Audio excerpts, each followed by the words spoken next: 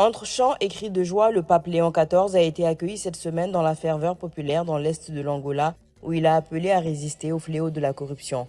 Dans la chaleur tropicale, entouré de nombreux agents de sécurité, il s'est offert un nouveau bain de foule en papamobile dans les rues de la ville d'environ 220 000 habitants où l'Église catholique tente de répondre à une pauvreté endémique et pallier les carences des infrastructures publiques. La province de Luanda-Sul est confrontée à la pauvreté et aux conséquences environnementales de l'exploitation minière que le pape a dénoncée dès son arrivée dans le pays. L'influenceur panafricaniste Kemi Seba, arrêté récemment par la police sud-africaine, a demandé l'asile politique à Pretoria, a annoncé cette semaine l'un de ses avocats à l'issue de sa comparution pour séjour illégal en Afrique du Sud.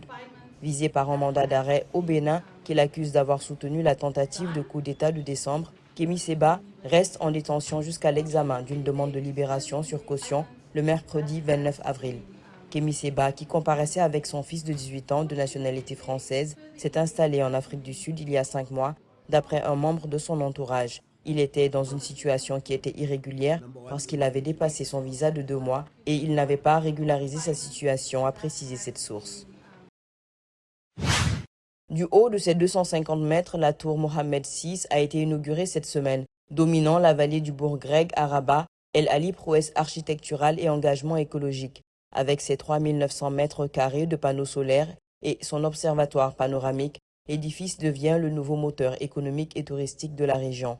La directrice générale déléguée d'Ottawa, Leila Adawi, a indiqué que la tour Mohamed VI a été conçue selon une démarche exceptionnelle qui vise à minimiser l'impact du bâtiment sur son environnement, comme en témoigne la façade sud recouverte de panneaux photovoltaïques de haute performance qui captent l'énergie solaire pour alimenter la tour. L'établissement hôtelier met en avant l'excellence du savoir-faire marocain et la richesse du patrimoine culturel dont regorgent les villes jumelles Rabat et Salé.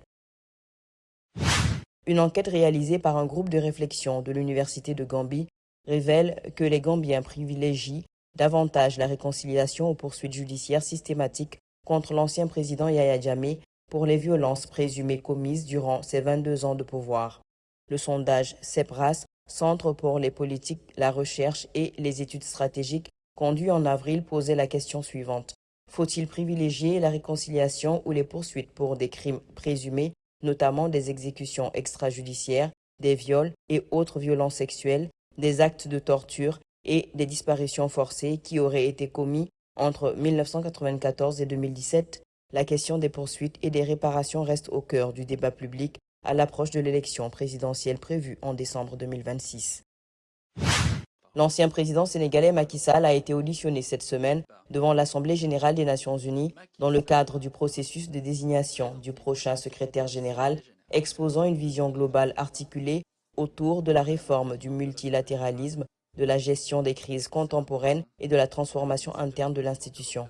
Le candidat a d'emblée salué ses concurrents avant de poser les bases de son projet, faire du secrétaire général un bâtisseur de ponts capable de rétablir la confiance dans une organisation fragilisée par les divisions internationales, mettant en avant une expérience de près de 40 ans dans la sphère publique, allant de fonctionnaire à président de la République, en passant par maire, ministre, premier ministre et président de l'Assemblée nationale.